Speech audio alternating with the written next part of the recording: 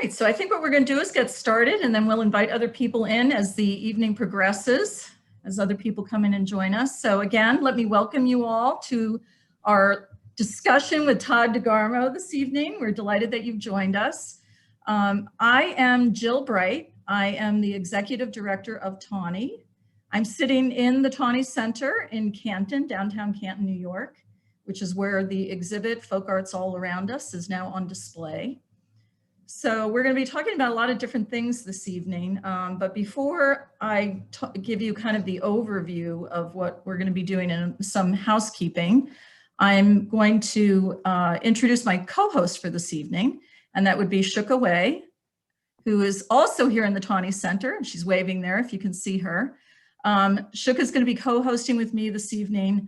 She's going to be monitoring the chat feed over the course of our discussion this evening. And if you have any technical questions or anything like that, you can just go into the chat and she will be responding and helping me host this meeting throughout the evening. So I'm glad you're here with me this evening, Shuka. And this is what we're going to do this evening. It's going to be really informal. Todd and I decided let's just have a nice casual conversation with each other and with all of you. So we're going to start by talking a little bit about the Folklife Center at the Crandall Public Library in Glens Falls. We're going to talk a little bit about the collection itself that is there at the Crandall Library. And then we're going to spend a lot of time talking about the objects that are actually in the exhibition. So we've selected a few just to get that conversation going when the time comes. But the idea is that we want to talk about the things that really matter to you. So throughout this event, feel free to be putting messages in the chat. If you have questions and they pertain to something we're discussing right at the moment, we'll address them right then. Otherwise, we might keep some of those for the end. And if the objects that we chose to talk about are not the ones that you especially like, then we're going to talk about those as well. If you haven't seen the exhibit yet, don't worry about that because we're planning to take you on a walkthrough of the exhibit at some point down the road here. So you'll be able to see what's in the exhibit and then whatever catches your eye we'll talk about. A few of you let us know in advance that this is your very first Zoom live event. So we're delighted that you stepped out for this one. So I am going to take the time to just say a few things about housekeeping. Again, if you're logged in at the bottom of your screen, you should see a chat option. If you go into the chat option, that's where you can type in a message to either everyone or to a particular person. And again, we'll be monitoring that. You can communicate with us throughout the evening with that option. You can choose what kind of view you have of the screen. So if you go to the upper, if you take your mouse, your arrow, and you go up to the upper part, you'll see view. And when you click on that, you can choose to either only see the speaker, so the speaker will pop out and you won't be looking at everybody, or you can take a grid view and see more people in this. And all of you are muted at this point for now, where we think that's the best option, but there will be a time when you can unmute yourselves and actually participate in the conversation, and we will get to that. So Shuka, I think you can unshare. Have you already closed out the opening screen? Have you unshared? Yeah, okay. I did. Okay, great. All right, so then with no further ado, as they say, this is going to be the most formal part of the program. I'd like to introduce Todd DeGarmo. Todd is the founding and current director of the Folklife Center at Crandall Public Library in Glens Falls. The Folklife Center showcases the cultural traditions of the lower Adirondacks and upper Hudson Valley and over into Washington County, which I think is a different region. So we can talk about that a little bit in a moment, Todd. Todd has a MA in anthropology with an intensive focus on archives. And that was at SUNY Albany. And when he completed that, he then moved on to George Washington University to pursue a PhD in American Studies with an emphasis on folklife studies. He got his first professional experience as a folklorist working for the Smithsonian Folklife Festival. And some of you may know that's a big deal in our field. That's a huge multicultural event that has taken place on the Mall in Washington, D.C. for a lot of years. And it's really quite a big deal to be involved with that as a folklorist. And he's been involved in public sector folklore ever since. He has served our field in a number of ways, including as president of the New York Folklore Society and as a panelist for the New York State Council on the Arts. So he's been around a while and has a lot of experience and a lot of things to talk about. So welcome, Todd.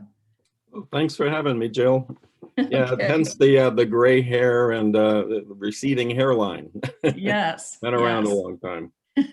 Right. Okay, so let's start by talking about the Folklife Center itself. So a number of folk and traditional arts organizations were founded in the 1980s, including TAUNY. We were founded in 1986. And an important factor in all of that was the establishment of discipline-specific pots of money at both the National Endowment for the Arts and at the New York State Council on the Arts. So a number of organizations came of that. In my knowledge, and as far as my experience has been, most of those were either independent organizations like TAUNY or were embedded in arts councils or historical societies. To my knowledge, your Folklife Center is the only one associated with a public library. So could you talk about that? Is that true? And how did that happen? Yeah, I got recruited by Robert Barron from NISCA while I was at George Washington University. Actually, I was working at the Smithsonian on the Japan program. We had a really cool summer one time where we brought in traditional artists from Japan that summer. But Crandall Public Library's director at the time, Christine Mcdonald, was a real get up and go person and really followed the money and looked for grants. And, you know, she had an amazing film program for years at the library. And she started early on, you know, seeing that the folk arts money was available. I think in 83 was the first time they did a program, 1983, and working with the historian on staff. And I guess they kind of ran out of ideas after a couple of years. So Robert stepped in and, you know, he was looking around for somebody to come up. So he did the hard sell of trying to get me to come to upstate New York, not quite understanding that I'm an upstate New Yorker at the time. But Right. yeah, that's what got it going. You know, this woman at the library who had some gumption, frankly. Wonderful. And that's been very successful. That's been a good, successful arrangement for you over the years. Yeah, we did, you know, it was very program focused, grant focused for a couple of years, you know, from 86 to kind of the early 90s. You know, I was a contract folklorist with the library and was working all over the state on other contracts, you know, with different organizations, the Adirondack Museum and Historic Hudson Valley and the Utica's Children's Museum, things like that. Mm-hmm. But then the library kind of stepped up and said, gee, maybe we want to keep this going. And so we got kind of major funding from the National Endowment for the Arts in, I think, 1990, that allowed me to come on as staff folklorist for a number of years. And then in 93, a lot of things came together in terms of the library's archives and the Folklife program, and the board, you know, stepping up and agreeing that, yeah, there should be a department. We should create a Folklife Center at the library. And I became the hired the hired person on staff, the only librarian, the non-librarian in the library, you know, who's the department head. Yeah. Yeah, it's been a good relationship. And at the same time, I guess just to help with it, at the same time, the library went from a free association library where it had to go to the 3 municipalities it serves, you know, kind of hat in hand every year to get their funding, to a public library that actually had 3 municipalities within a library district, which is a lot like a school district. It's a local government. You can go directly to the taxpayers. So that was a huge change for the library. It made our funding very stable. And, you know, we're very connected to the community, had to be. And then we were also central library for 4 counties. So kind of the mandate of going way up into the Adirondacks, you know, Blue Mountain Lake, Hamilton County, Warren County, but also Saratoga County and Washington County. So for folklorists, kind of a fun play yard, because you had the mountains, you had the, you know, the farming and the tourism of Lake George and Saratoga, and the bedroom communities down near Albany. So it was a nice mix of kind of cultural regions to work in. Yeah. And you have your own dedicated space within the library. So what kinds of programming do you do within the Folklife Center? Oh, goodness. We think of ourselves as kind of a three-legged stool. We have a gallery, a Folklife gallery. We have the library's special collections and archives. So we have a research program and a research program for ourselves to go out and do research and collect things, but also for people to come in and use those materials. And then we also have a cultural programming side to us where we do, at least before COVID, we had a rigorous music program, live folklife concerts, we called them. They started in the park years ago that, when we first were going. But once we got the new building in 2009, we brought them indoors, and we're doing an 18-part series, over the year, each year. Thursday nights, kind of an off night of the week, so we could get pretty good bands, frankly, from all over the world coming in. And then, we change exhibits out every 6 months, and then we do associated programming, workshops, lectures, other programs associated with the exhibit, and sometimes just other stuff. Like we had a book, an author series based on kind of local history type, regional history, like authors and things like that. Yeah, and you have a theater, which I do very much envy.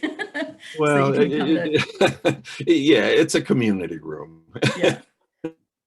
So, all right, we're here to talk about folk art tonight. So let's get to that part of things. Talk about the folk art collection at the Folklife Center and how it got started and sort of what's happened over the years with it. Okay, try to keep it brief. NISCA funded programs, they really told us we needed to do local research. That was the core of them giving us money to do programming for the public. It had to be based in local research, going out and interviewing people, taking pictures, doing audio recordings, notes, all those kinds of things. It was very described. We had to do that. But in the course of that and building programs based on that research, it just became useful to have some of the items if you're going to show, so you could help people about them. So we, as part of our collecting, part of the research, collecting the stories, collecting photographs, taking pictures of people working, things like that. When we could, we acquire objects. Some of the early programs we did were festivals. So, kind of lent itself when you're getting ready to, put on a festival, to be able to do a display in the library to explain who was coming. Or the children's programs, we did an early series called Growing Up in the North Country. It was useful to have a rustic chair there while the maker came in and talked about rustic furniture making, or Pisanki eggs already done, so kids could then do the process. And frankly, the library, especially Christine, the director at that time, was reluctant, frankly, because we're not a museum. At the time, it was a smaller building. And I think the tipping point was when I acquired that bearskin rug. I think she finally kind of threw her hands up and said, whatever, do what you need to do. So yeah, so you'll see the bearskin rug in just a few minutes because it's right, in the exhibit. Yeah. So that's how it's grown over the years. Really, it was something that was functional. We needed it for aspects of our programs, and then sometimes we'd have grants or extra money, or somebody saying, "Oh, why don't you?" So then we'd acquire things, or people knew we were collecting and would come to us and said, "Hey, would you want this also?" So certain things kind of got a critical mass. We did a wood carving in the Adirondacks, a typical thing, right? So we have a lot of wood carving because of programs over the years, but then also looking and going, oh, there is another carver here that does nice stuff, or there's somebody, so it kind of created a reason to go out and get things sometimes. Like just recently I bought, I worked with Marge Prohoda out of Granville with our Pisanki program years ago. And you know, she's no longer with us for a number of years. And I just found another Pisanki maker who goes to a church down in Watervliet down near Albany, lives in Saratoga Springs, but then is part of the Valley Artisans Market in Cambridge, which is Washington County. So anyway, I just acquired Pisanki from her, and then also started conversations about, do you want to come and do workshops with us? So, you know, it's kind of right now, it's kind of an ongoing thing. You know, I have my eyes open for folk arts in the region and people, especially practitioners. I mean, I'm not looking for older stuff, really. I'm looking for, yeah, the things that people are doing right now. Yeah. So one of the words that has come up a lot as people have come to look at the exhibition is eclectic. People think, wow, what a range of things. And, you know, you've described that what you've chosen to collect has been associated primarily with programming you've done, but there must be some other criteria as well. I mean, are there other considerations in terms of what gets included, how you define folk art, other factors? You know, I guess, but I think eclectic fits it really well. I think I'm a person who gets bored easy, and my programming, though, I think it's what's, you know, what strikes my fancy at the time, or what has kind of come, somehow has risen its head, and you go, oh, well, let's, you know, it's kind of the opportunistic kind of feel of, oh, I'm gonna do a Mayan exhibit because Glens Falls has a relationship, send the medicine down to Guatemala, and why not? So, you know, back in the late 90s, that's, I mean, essentially that's what happened. I mean, our director at the time was a translator for that, and she was very interested in doing something. And so it became kind of a, oh, what can we build around that idea of Maya culture, you know, without necessarily bringing people in from Guatemala, though we did. We brought, you know, a number of people from Guatemala, but also found expatriates in New Jersey and Long Island and stuff like that to come in and demonstrate different crafts and perform certain kinds of music and kind of do a marketplace and that kind of stuff. And in the process of all that, you sometimes have an opportunity to acquire things and or purchase things from people.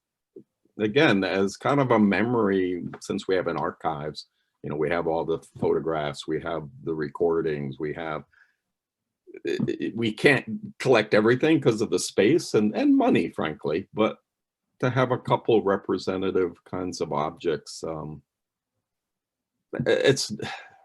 it's probably not the way a good museum operates, but we don't pretend to be a museum. It's more of a kind of a scrapbook approach, really. Love it.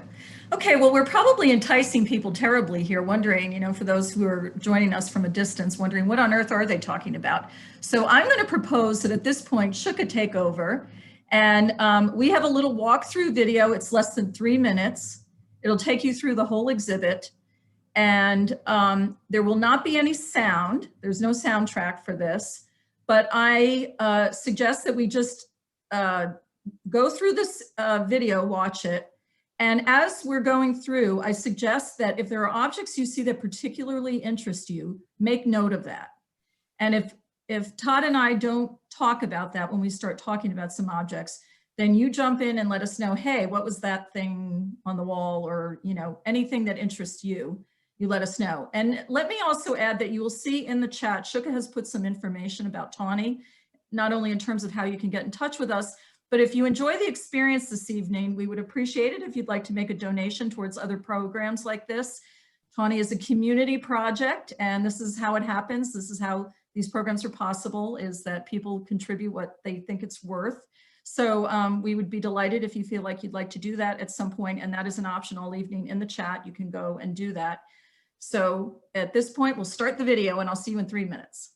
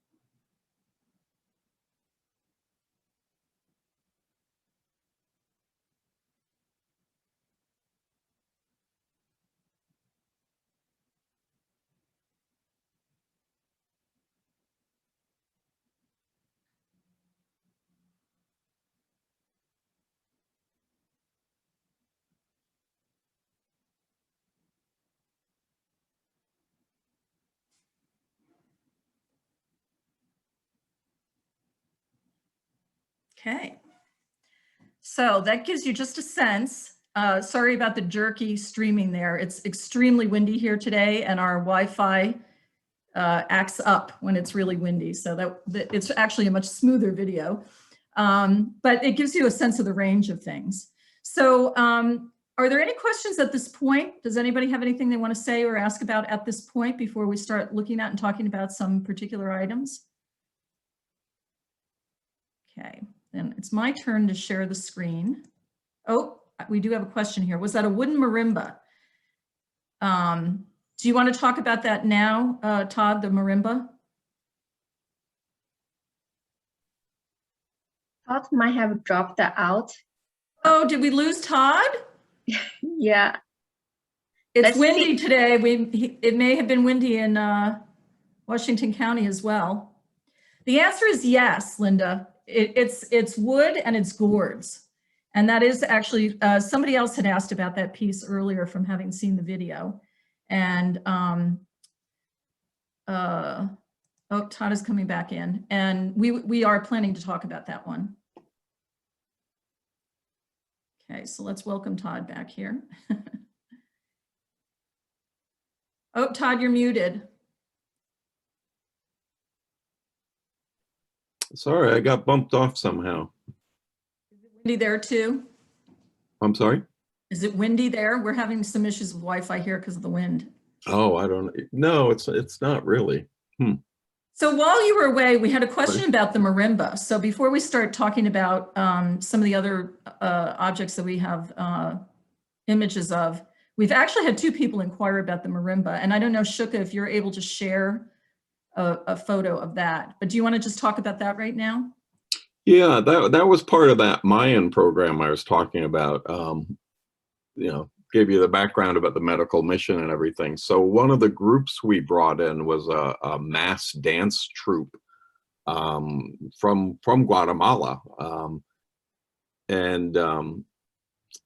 forget the name of the group. We worked with a group called Palmar, I think, out of New York City. They had worked with them before, and so they were kind of the broker in between. So this group of folks came up. You know, we paid their travel, and it was a plan of a shared partnership with Palmar because they had some things for them to do in New York City. And so as part of it, you know, they had their masks and, you know, deer masks and other, you know, there's a whole litany of masks in that kind of Dance with Maya program. And they brought their homemade marimba. It's made out of scrap wood and twine and gourds, and you know, it has resin kind of with the openings, so you can. We didn't send them, but there's rubber mallets that are handmade out of old, you know, rubber wrapped, you know, using 4 mallets. And it has a lovely, I mean, if you thwap it with your finger gently, give it a thump, it actually has a nice sound about it. Also needs to be tuned. There was a family, I think over in, and again, this is, you know, 20 years ago, but there was a family over in Weston, Vermont. I think they were in sanctuary at a church or a monastery over there, who had a player who in between a couple times came and tuned it for us because they were in the area. But when this group got ready to go home, at the time, you know, they were purchasing things like fax machines and little cell phones, flip phones, I think at the time, things like that. And they didn't have enough room in their luggage. So they said, would you want to acquire this marimba? You know, we really need the space. So we, you know, we paid them a little bit for it. And then they actually came back several years later to do a program, I think out of Hudson. The guy who worked for Palmar ended up being like the director of the arts center in Columbia County, and brought the group up to do a residency in the Hudson schools. And so they borrowed the marimba so they didn't have to bring another one, you know, so it got some use, you know, like 5 years after that. So I'm sorry, it's not the best. It's not the best photo of the marimba. You can see it at the bottom of the screen here. And we have a question, Todd, about why there are gourds on the marimba. What function do the gourds serve? You know, I'm not a musician myself, but I understand. I think they're for the, you know, the sound. I mean, it's like you know, having bottles with water in them and you know, blow on them and you get different tones. I think it's the same idea.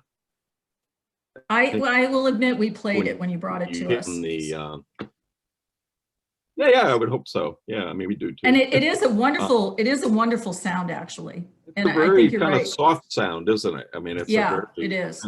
you're out in the woods kind of sound. Yeah, it's nice.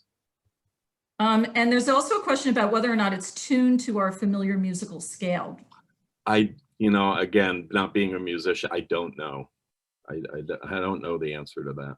It seemed, I'm not a musician either, and if any musician wants to weigh in about this, Camilla, I don't know if you're listening and whether you've played this marimba, but it seemed to me like it was moving along that scale as I was hitting it, you know, but I'm not sure how precise that is. Anyway, it is a very nice, pleasant sound to the ear. So Shuka, we've also had a question about the Celtic Cross, if you could find the Celtic Cross. There we go, perfect. So somebody has a question about whether this was made in Ireland, whether it was made here in the United States, and how it's associated with the Irish tradition.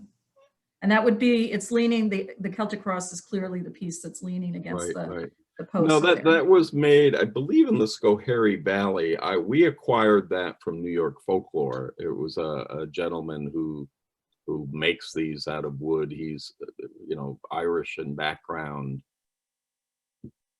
That's really, we didn't have that in a program. That was something we acquired because we saw it when we were at New York Folklore and said, oh, he's a local maker. Maybe one day we'll work with him, and we just haven't had the opportunity. Yeah, and it's beautiful. It's a nice piece of wood, and it's solid. You know, it's a solid piece of wood that's been carved out, and it's three-dimensional, and it's really a lovely textured piece. It reminds me of Irish knit sweaters. I'm a knitter. I love hand knits, and it's those cables in there very much are similar to what you would see in Irish knit sweaters. So it's a piece I particularly like. Yeah, I've seen those symbols in other Irish, you know, crafts. Yeah, that's my understanding. They're old Celtic symbols. Yeah. Peter Teresco is his name. Yeah. He's from Schenectady. Mm-hmm. Nice. And there was a question about whether or not the miniature boat to the right of that is a guide boat, and Shuka has answered that in the chat. That is a model of an Adirondack guide boat. Mm-hmm. And if you were in here and you could look into the case, it's a very fine, detailed, accurate model, actually, with the oars and the seats and all. Yeah, even the brass fittings. Yeah, it's a lovely piece. And that's Dave Kavner, who I believe is in Keene, isn't right? Yeah, from Keene. At least he was. I mean, we bought that a long time ago. Yeah, well, actually, TAUNY has one of those in our collection as well. That's part of. We have one in our teaching collection associated with an exhibit we did about Adirondack wood crafts. Even has the woven seats. I think that's great. Mm-hmm. And then, of course, at the back of the on one of the walls of the exhibit, right above the marimba, we have a whole display about actual chair caning.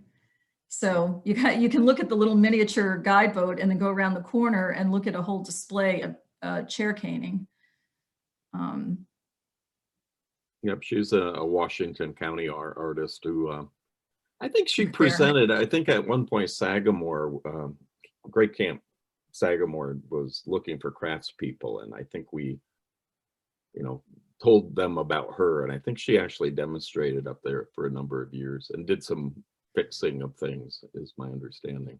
But so could you explain to people, Todd, what's happening in this particular display, like what the sequence is? Oh goodness, I can't see it well enough, to be honest. I mean, what she's doing is kind of showing you what you put in first. You know, you put it across. I mean, it's like weaving anything, right? Right. It's like a two-dimensional basketry, really. Yeah, yeah. And then I think she has a couple different. I remember from it. It's a demonstration piece, so there are a couple different weaves that she's demonstrating. There's one where she's going through a basic one, but then there's more complicated weaves that have names. Yeah, and you really, Yeah, you really can't see it well in the photo, it's true. But the three that are on the bottom from left to right get progressively more complicated and have more weave in them, and the pattern gets more complicated. So that it's quite elaborate by the time you get to that last one on the bottom, on the far right. Yeah, I understood that my grandmother and my dad used to do that with old chairs, but I didn't learn it from them. You didn't take it on. Well, yeah. All right. Yeah. So if there are other questions later about specific things in the exhibit, we'll come back around to that. But for now, Shuka, if you want to switch out, I'm gonna share what I have to share on the screen, and we'll talk about where is the I'm supposed to have. I did have that. Do you have the object list? Because for some reason it's not on my screen right now.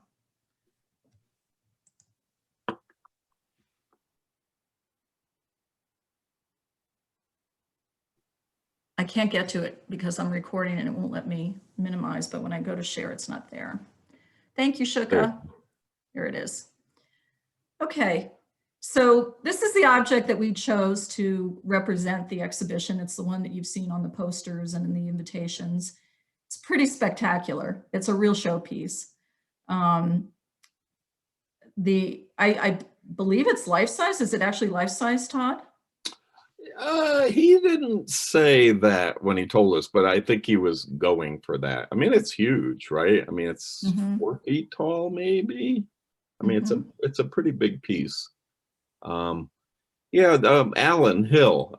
This was one of those carvings that they came to us. They were getting ready to downsize their house in Saratoga County, and go into a condo or something, and they had this out in their basement bar, the family bar, family room, and they were trying to figure out, what do we do with this carving? And there was talk about, oh, maybe it needs to go to certain museums, and gee, maybe it should be up at the Adirondack Museum, maybe they'd like it. But then the family leaned in and said, no, we want to keep it local. And we're pretty sure the Crandall Library collects folk art. We've seen exhibits over there. So, why don't we reach out to them first? And so this was a gift from the family. And Alan and May Hill, Alan was a retired meat cutter. He was a butcher in one of the chain grocery stores for years. And he took up carving. What he told me, well, his wife, when he retired, his wife said, "You're going to drive me crazy if you don't have something to do. So here's these carving tools I've bought you, get busy." So he did, and so he was retired for, 20 years, I think, anyway. And he saw a big eagle, I think, at a museum up in Maine. And so he was inspired, he did a lot of projects himself, other things, but this particular piece, he saw something up in Maine and said, I'm going to try to do that. I'm going to do that. And it's magnificent. It's such a showstopper. I mean, we have it in an alcove full-time in our reading room, in our research room. And it's great because families still come by and get pictures taken with the kids and the grandkids, and it's sweet. And like I said, what a wonderful gift from them to think of us and wanting to keep it nearby. How do you say no to that? I think we took my Element at the time, one of those big boxy cars, right? And we had I had a custodian with me, and he cradled it in the back of the Element because it wouldn't fit otherwise. So he held it as we brought it back to the library. It's very fragile. I mean, it's the wing, the outstretched, the feathers are really just delicate. I mean, they're gorgeous. Yeah, they are thin like feathers. Yeah. And it's probably obvious to everyone, but there is a matching wing on the other side. So it's a full 3D eagle. So he made two of these amazing thin wood burned wings. We've had 2 visitors to the exhibit thought it was taxidermy. They thought it was a real bird. Yeah. I think there's another hawk too that's in the exhibit that was done by another gentleman that we brought into a school one time for some kind of show and tell. And we got the kids like chastised. You're not supposed to stuff hawks, you know what? And I was like, no. Tap, tap, tap. It's a wood carving. It's okay. Yeah, we can come back to that one later. Actually, that's another really beautiful piece. So let's see, let's move on here. Okay, so there are a number of pieces in the exhibit, Todd, that are made with found objects. There are two of those pieces on the screen right now. The next slide will show two more of them. So what do you have to say about that, the impulse to create art out of scrap? You know, it's funny going through, you know, folklorists kind of debate with each other all the time, right, about what's folk art. And I would say this kind of creating things out of found objects for myself anyway is kind of a little bit of that edge of, you know, kind of outsider art. You know, this is just somebody creating something. But I'm kind of the mind of not to have pre-constructed constructs of, you know, what fits or what doesn't fit. I mean, I'm more into, let me understand what's going through the person's mind that's creating this, and then try to create space for it rather than trying to make it fit into my square hole. So the bedazzled one, the one we called I Love You, because of the center of its stomach, the one on the left, you know, there's a pendant that says I love you on it. And, you know, this was one of those happen chance place things. I was at, I think, an antique fair at the Washington County Fairgrounds a couple years ago. You know, I'm kind of a junk collector. So I was there, you know, with my wife, and we were wandering around, and there's this one stall that had a little funny tent set up kind of outside the hall. You know, there's little side doors and such. And so we kind of poked in there, and she had this whole tent full of these kinds of mannequins, you know, all decked out and glued and everything. And we were like, oh, you know, why are these out here? Well, you know, I made these. She got, I guess she bought one of those, I don't know what they're called, you know, one of those storage units full of these mannequins, and then boxes and boxes of baubles. And, you know, being a creative person, she's, I think I can do something with this. So she created all these amazing pieces. And frankly, I had to kind of, you know, I decided to buy it. And then, of course, my wife was saying, well, you're going to let me put that in my office, right? I was like, no, I'm getting this for the library. Oh, I thought you got that for me. Well, as Ruth, I love the idea of somebody wanting to create something out of, you know, junk, frankly. I mean, found stuff. I mean, that's the same thing with, you know, the one to the right there. Jack Metzger is an antique dealer. He runs a place called Jack's Outback. Does really amazing, kind of high-end primitive antiques. But being around all that stuff all the time, I remember talking to him once about wanting to do an exhibit about pieces that have been repaired, especially pre-Civil War. You know, you get these different things and people made do, so they fix things up. So he was always, he loved those kind of objects. And then he gravitated into wanting to create things out of these pieces that, you know, who's going to buy a bed rope tightener for one of those old beds? So let me, you know, take some clay marbles and let me create something out of it. He was also in our Battenkill inspired exhibit because he lives where he lived anyway at the time along the Battenkill, and he would dig objects out of the river because the Battenkill had a lot of mill sites.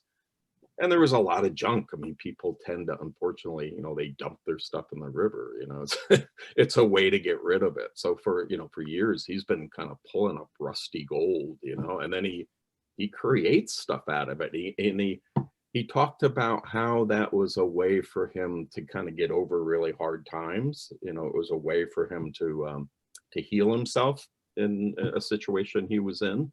And so for a number of years, that whole process of digging things out of the river and then kind of repurposing them when he could, or creating some kind of art out of it, helped him move ahead. So, you know, the story behind the piece as an anthropologist, as an American studies person, I mean, that's the part that kind of resonates for me.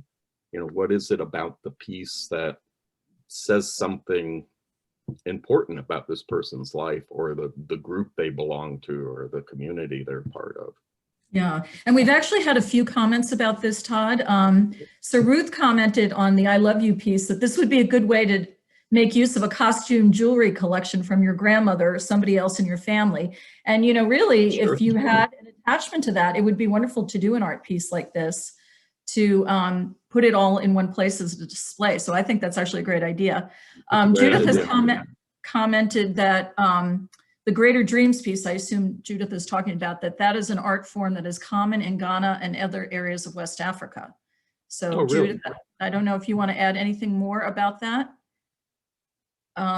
Or if you want to put anything else in the chat about that, or if you want to unmute yourself at some point and say something about that. Is that the shape, or the idea of putting together disparate pieces? Yeah. We'll wait and see what other answer Judith has about that. But also, Daisy said the idea that you take what the river brings you. And Judith has added, yes, that's part of what's compelling about it. And Camilla's added, as far as getting the materials out of the river, going back to the instrument question, it's interesting to think about that in relation to musicians who make guitars out of sinker spruce pulled out of lakes in our region and elsewhere. Exactly. Up in Scroon, I think there's a gentleman that, yeah, does some amazing work. Yeah, and actually several years ago here, Camilla curated a really wonderful exhibition of instruments from the region. And Eric Bright, Camilla's just weighing in, Eric Bright in Scroon Lake is the fellow that he dives right into the lake and pulls up logs to make instruments. That's a little bit about those other pieces that you have also. I mean, where the next ones. Yeah, Caroline Hook, her dolls and her assemblages. She's no longer with us. She grew up in, I think she was born in California, grew up in the Midwest. It has a little bit of Native American background, but, you know, she's an artist, but very connected to nature, very connected, again, somebody in the Battenkill Valley. And just somebody who, you know, liked to pick up bones and stones and feathers and fabric and then using that to create these I mean, this is a couple of her pieces, there's others in the exhibit, but you know, create these dolls, create these assemblages, and by twining string and looking at the shell and deciding, is that going to be the breastplate, or is that going to be the face, or is that going to, you know, be something else? I mean, she got where she had hunters starting to bring her stuff. You know, they'd bring her feathers from their, you know, their turkey harvest, or somebody in the river found a good piece of driftwood, they'd bring it to her, you know. So she got, community wise, I mean, people knew her work and wanted to contribute to it. Kind of cool. Yeah, it's very effective. It's very interesting to get up close and really look at all the details in that. So yeah, that's interesting. So let's move. That was part of a collection too. You have a few examples. We have quite a few of her things. When she passed, a good friend of hers, Ruth Sauer, who moved out to Arizona or something, she gave us a large collection of Caroline's work. And we've done some exhibits just on Caroline. Yeah. I like her work a lot. Those are coming up, Daisy. The masks are coming. So we did a post about this piece today, and it was very well received and shared a lot. What do you want to say about Barry Gregson and the rustic furniture he makes? You know, Barry is an old friend. He was one of the first artists I met when I did a survey back in, you know, mid 80s of Warren County, Hamilton County. And he participated in our, you know, we'd had 3-4 folk festivals in the late 80s, early 90s, you know, at Crandall in the park, and also at a church nearby. And then early on, he started working with us with kids programs, believe it or not. He would half produce a chair and then have the kids help select, you know, what would go in the chair. And you know, the choice factors, you know, the design factor, not that they all went home with a chair. I mean, that would be a little silly, but you know, that they got to kind of work with him and hear him say how he picked things out. And this was a kind of a child size is the way he says, or a lady size is the way he put it, chair for us, because we were using it. He was one of our first artists who actually we got I think county money to travel it to different communities. So he and several other people were some of our first artists who, you know, went on the road. Basically, we either went to schools or to small libraries, you know, the 1-2 room libraries around us, you know, within the 4 counties. And so, you know, Barry is just a sweetheart. I remember his daughter Sky, who I think has her own kids and everything now. I mean, she was a toddler at the time, and she was making, it's all pegged. I mean, none of this is nailed, it's all pegged. And he made his own pegs by, you know, pounding a piece of wood through something with a wooden hammer. And so she used to make the pegs for him while he was demonstrating. This little kid, the hammer bigger than she was. But yeah, Barry and Darlene, they're out of Scroon Lake, still cranking it out. They make gorgeous furniture. We're really lucky to have a piece. And Sky, their daughter Sky, and their son, whose name I can't remember right now, they are both also very talented artists. Okay. And have worked in the business. Daisy is saying that Sky makes wooden toys. Oh, okay, good. Yeah, I haven't talked to Sky in years. Yeah, very talented. And when Tawny was doing some work documenting Barry and his work, Sky was actually, you know, helping make the seats and, you know, other things good. like that. We've had to, you know, do a little work to keep people from wanting to sit on this. Lots of people want to test out the rocker. It's funny. It's such a comfortable chair. I mean, that's one of those things. If I wanted to get myself thrown in jail, you know, I would take that home with me. You know, it's a really, and it's all these different woods. He purposely made it kind of a sampler chair for us, so it's full of all kinds of woods. You know, from lilac to ash to oak. You know, whatever. Pretty cool. And Barry, interestingly, I mean, he was a stonemason early in his career, and what he told me at the time, you know, maybe it's not true, but I remember anyway him saying at the time it was just killing his body to be making these giant fireplaces and things. And he said, I need to do something that's not quite as brutal on me. So that's what kind of got him into the rustic furniture. From what I read. That's the story we heard too, so at least he's consistent. Okay, the masks are coming up, Daisy. Hey, Daisy. So yeah, this is again one of those odd things, you know, you kind of, when you see them, you grab them, you know. We were in the middle of doing kind of a paper arts exhibit back, I think it was in the 90s. And, you know, we had May baskets and we had origami and, you know, things like that. Because we're a paper, Glens Falls is a paper town, you know, that's how they made their money years ago, mostly. I heard at the time, I heard about this guy in Saratoga Springs that made paper mache masks. And so the big dragon mask there, the red one, that's all paper mache. And the blue purple horse's head is also paper mache. The other two in the center are coconut with spikes.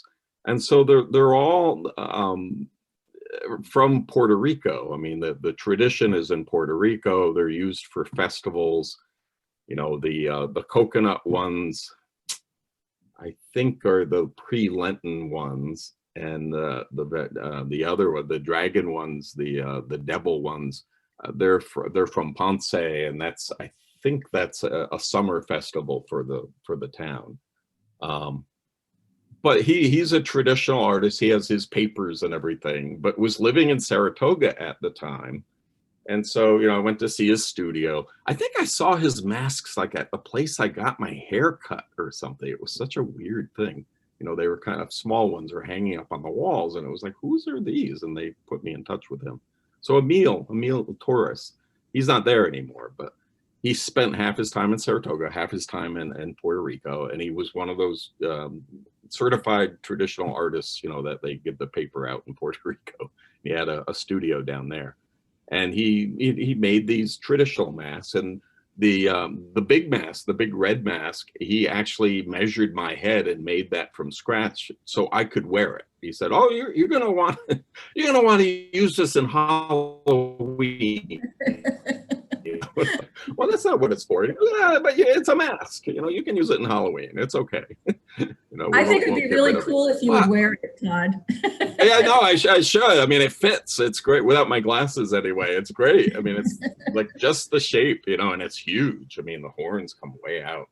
But so part of the story is he was in Saratoga, right? So the racetrack, thoroughbreds, all that. So he started making paper mache horse heads to sell to the client. He was trying to sell this traditional stuff, and he was doing okay. But then he branched out and started making kind of surreal horse heads, which is kind of within the tradition. I mean, they do animal faces and stuff like that, and those started to sell. He actually was making a lot of money by making these crazy horse heads. So we, of course, had to get samples of everything to put into that exhibit. And then he's since moved on. I've tried to track him down. For a while, he was in New Jersey, I think, but I'm not sure where he is now, to be honest. I actually love they're favorite pieces. They're lovely. They're so cool. Yeah. And I love these stories about adaptation of traditions in a new context. Sure. That's always fun to see how you carry things to a new place, and what changes happen to the tradition that make a combination with the new culture that you've moved into. Do you have any idea, there's a question about, do you have any idea how many of those horse heads he actually made and sold? I don't know. Yeah, I have no idea.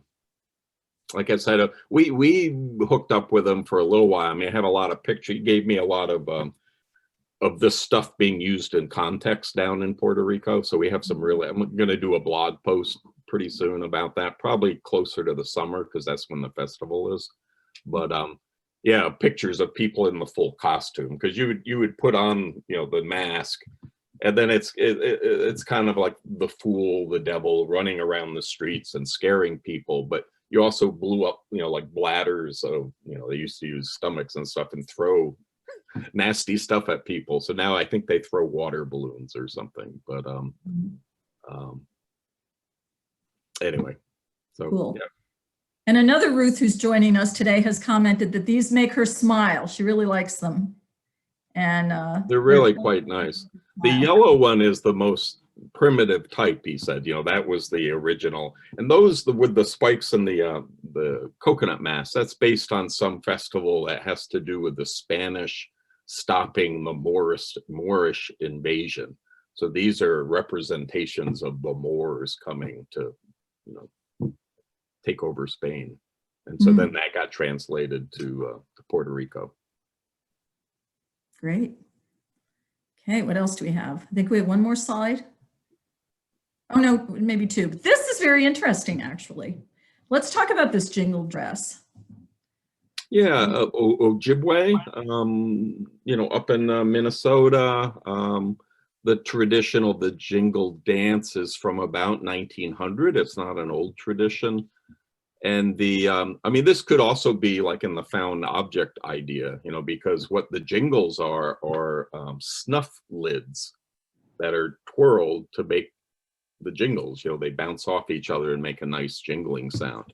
And I think nowadays they actually create the snuff tin tops to make the jingles. But before it was, you would save your snuff tin tops and make a jingle dress.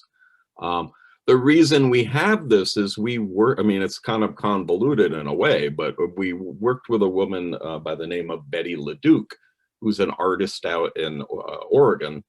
And it was part of what was it called? It was a show called Dreaming Cows. We were doing something with Heifer International and heard about her. She does big allegorical, colorful paintings, based on kind of Mexican murals where she studied.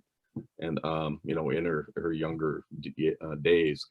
And did the there's a new headquarters for Heifer International, and her big allegorical paintings and carvings and stuff are in the headquarters of that building. So anyway, over the years, we worked with her a couple years, a couple different times. We had the Dreaming Cows. We did something called Creative Women, celebrating women's creative hands and spirits. So, over the years, we once every 10 years, we do something with her. I have never met her personally. It's always been through the internet or over the phone. But at some point, I think she's in her 80s.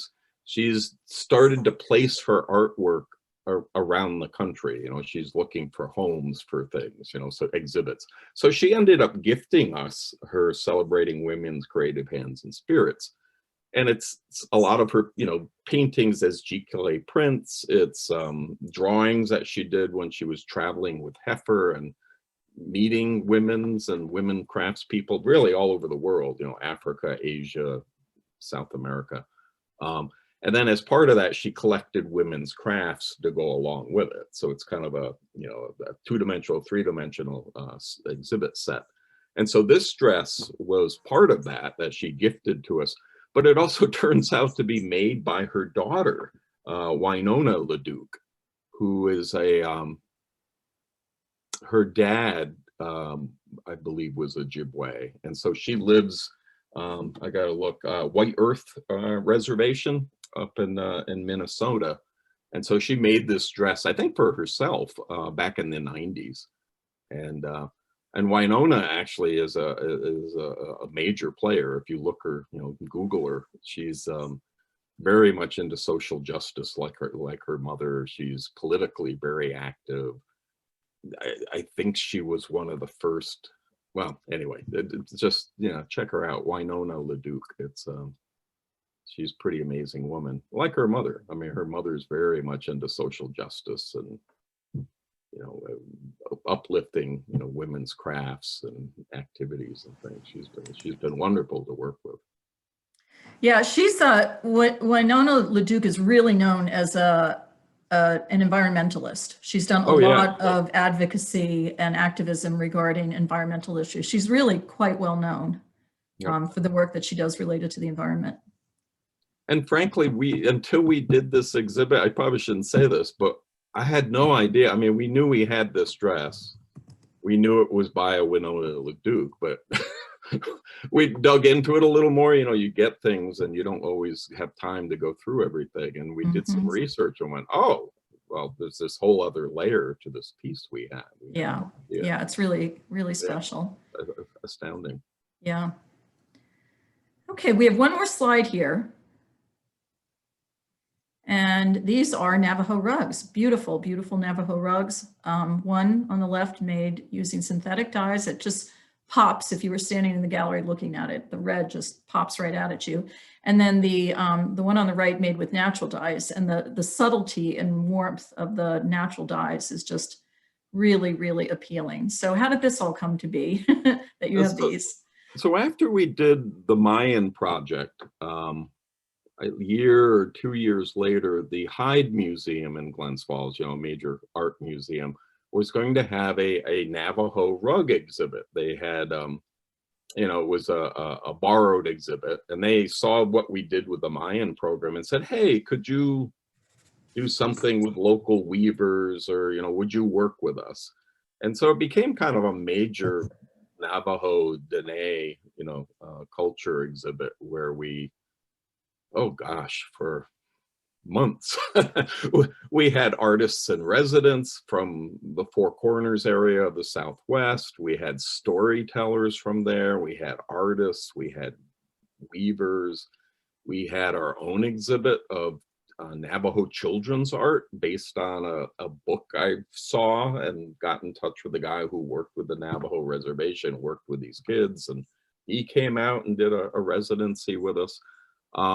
So, one of these major projects working with the Hyde Museum. So it was a nice collaboration. We put together a workbook for the kids, when they were coming through. That was when kids in schools could come around in buses, and actually come to your programs and things.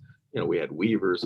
And so D.Y. Begay, graciously, frankly. I mean, she's an amazing artist, from the Southwest, Navajo, but also a curator, and also worked with the Smithsonian on a major project called Woven by the Grandmothers, her and a team of other people.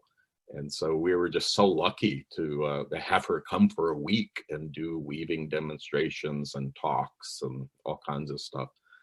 So again, as part of the exhibit, as part of, our part of what was going on, we acquired these pieces from her. Also got smaller kind of sampler rugs from her nieces, because early on kids get taught how to do the weaving. She's very much into doing the natural dyes, and there's a whole group of weavers that have kind of gone back to that, using sumac and all kinds of things, nutshells, and they raise their own sheep and do their own carding, and it's all that kind of thing. But the really vivid, the left side here, the trade rug tradition, that's actually an older tradition, really like in the 1800s, because of the trading post, because of, white folks moving out west, and the Spanish before that, the Navajo got into weaving, and because they could sell these as horse blankets to people early on. And then they became kind of art objects, even in the 1800s for people to bring back east. So they both have kind of a place in the tradition, but the synthetic dyes are frankly, in some ways, more traditional or older than the natural dyes. So you can go way back and get the natural dyes, but when they're really doing it as a business and, interacting with the white culture and the Spanish culture and, trying, making enough money, they were using the synthetic dyes. I think a lot of them were from Germany or something, is what I remember them talking about, the dyes. Ruth is really lovely pieces. Yeah. Yeah. And Ruth is expressing appreciation that the objects you're talking about are related to exhibits and other events, like the show titled Woven by the Grandmothers, that there is that connection to those projects. Yeah, I feel lucky in some ways. I mean, I feel like an odd man out at the library because I'm not a librarian. But at the same time, it's nice to have access to information and to be able to, I have my own book budget for our collection.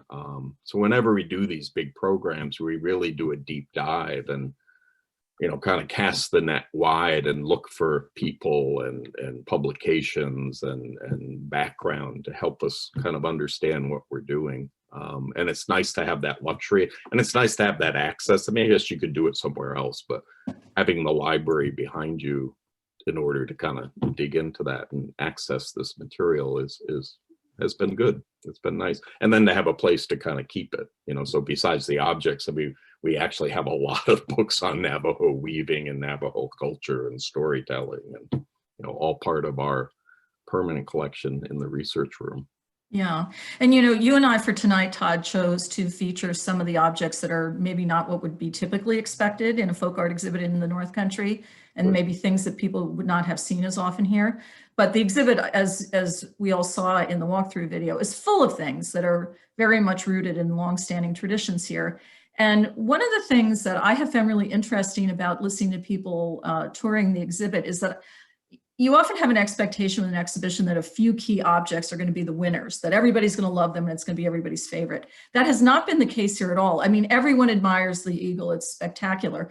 But if you look at the notes that people have left us about the pieces that have touched them and that they particularly connect to, it's really a range of things. Like, there's some fungus art in the collection that features Mount McGregor and the buildings of Mount McGregor, and somebody came in who grew up there. Her father worked there, and those pieces were amazing to her.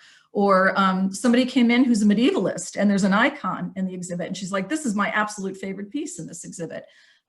Somebody came in and loved the small wood carving of the woman, the Quebecois woman with a traditional bread oven. That was somebody's favorite. They had about that. Well, yes. Do you want to tell about it? I don't know. Shuka can pull that one up. I'm not sure it shows that well in the case we have, but That was actually, I bought that after the fact because I came across it and I thought, oh, what a nice memory piece for a project we did. It was this huge project that was cross Quebec and northern United States, northeastern United States, multiple states, you know. And so anyway, we were a part of that, and what it was celebrating the anniversary of the founding of Quebec. And then doing something with Quebec culture. So we had kind of a mini festival, I guess, down in Cambridge, New York, because we were building the new addition on the library at the time, so we couldn't use our space. But we did it there, and one of the options you had was to build a Quebec-style bread oven, which is with a frame and mud that's dried, and a cover over it to keep it from melting away.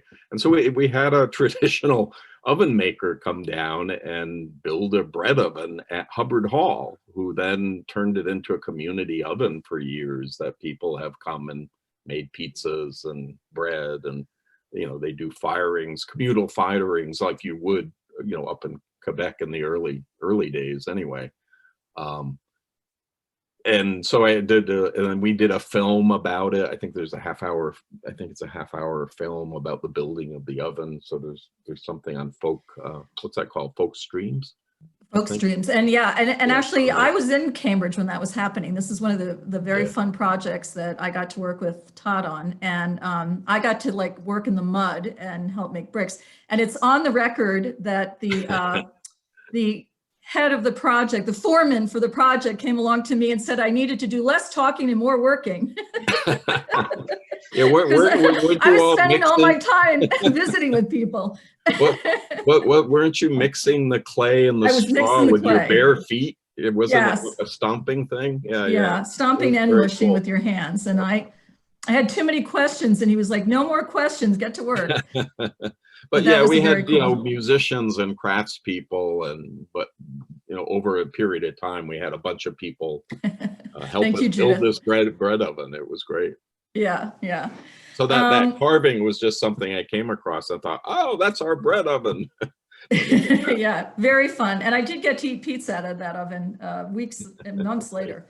So we have just a few minutes left here. So if there's anything that you haven't had a chance yet to learn about, anything you want to say, we have a comment here from Daisy who said, so many incredible artists and the legacy of each one, and Todd himself is such a legacy. And I agree with that wholeheartedly. I admire the work Todd has done in Glens Falls over the years. Judith is giving me a pass for talking too much on the scene of the oven building, because that's my job to talk to people. And in the chat, Camilla has posted the link to the Folk Streams video that Todd just referenced that was made about the building of that oven. So if you're interested in seeing that video, you can go right to that link and check it out. Mm-hmm. So any other comments, questions? Does anybody want to speak out loud and not just chat? If so, feel free to unmute yourself and say something to Todd.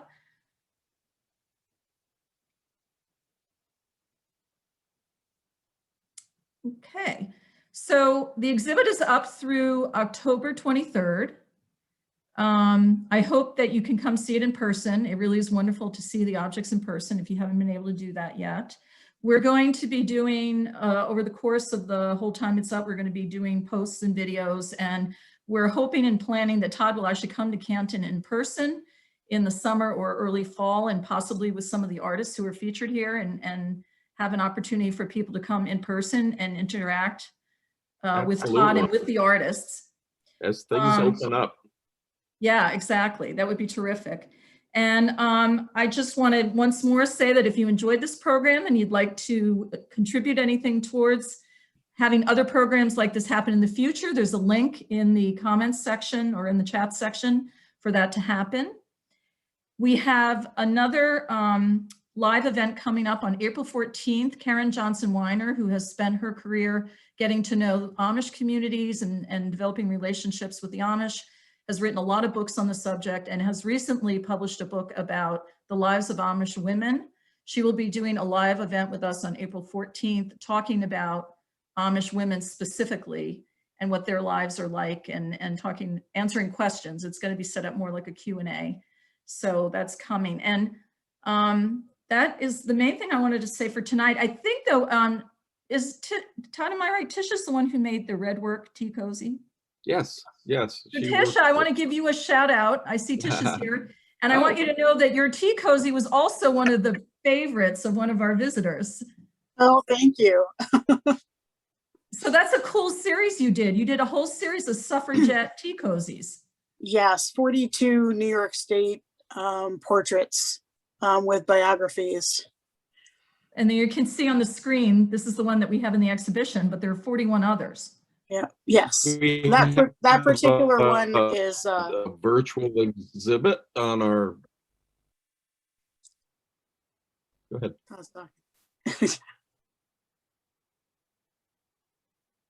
So, but no, carry on. There's a virtual exhibit about them. Oh, sorry, I didn't mean to interrupt, Tish. No, that's fine. Yeah, there's a virtual exhibit of the whole exhibit. I mean, is up at the Folklife Center, but we've been closed for a year, unfortunately. And so Tisha and Kevin digitized it, so it's off our website. If you go to our website, you can find it and get a look at all the bios and all the tea cozies. Tisha, had you done a lot of embroidery before you did this project? Yeah, I started embroidering in 1998 when I got my first history job where I worked at Saratoga Battlefield. And I realized everybody else had all these great crafts that they were doing. And, I was trying to read and kept getting interrupted by visitors. So it made it really difficult for me to concentrate on my reading. So I needed something that I could do with my hands and still answer questions to the visitors. So I started embroidering then, and I've been embroidering ever since. Wonderful. I love red work. It's a great traditional embroidery, the red and white. And the portraits are really realistic looking. I mean, they're great. Thank you. Yeah, so we're really glad to have that. Okay, Todd, how do people get in touch with you at the Folklife Center before we say goodnight? What contact information do you want to give people about the Folklife Center? Yeah, you can find us on the library's website. It's crandalllibrary.org, and then look for the Folklife tab. We also have a blog that's folklifecenter.com. We're putting out quite a bit of stuff, and we're also trying to write at least every week about some particular object from the folk art collection. And we're tagging those folk arts all around us. And then we also have a really rigorous YouTube channel. Goodness, I think we have almost 200 videos up there. There's concerts and storytelling and projects like Battenkill Inspired or Lake George on the Water. So check that out. If you just go, I always just put Folklife and Crandall, and it's usually the first thing that comes up. But it's youtube.com/the Folklife Center at Crandall Public Library, and you'll find it. But yeah, and I'm at the library. You can find me on the website. My email is tdgarmo@SALS, that's Southern Adirondack Library System, .edu. And well, I have enjoyed this, I just Todd. I really appreciate this. TAUNY has been just a wonderful host in terms of the exhibit and giving us this venue, because we're closed, unfortunately, and our gallery is shut. So Jill's and her team has been just wonderful to give us this space, and to be able to work with her is always a joy. She's an amazing colleague, and you're all lucky to have her up there. Oh, thank you, Todd. Back at you. So yes, this has been very fun, and it's been great hearing you talk about the things in your collection. Wonderful stories. More to come. You're still collecting. There will be more objects coming. Maybe by the time you come visit, you'll have some new things to tell us about. I'm sure I will. Yes. All right. Very good. Well, thanks for joining us, and I hope we'll see you all again at another event. Good night, everyone. Thanks, everybody. Bye-bye. Bye.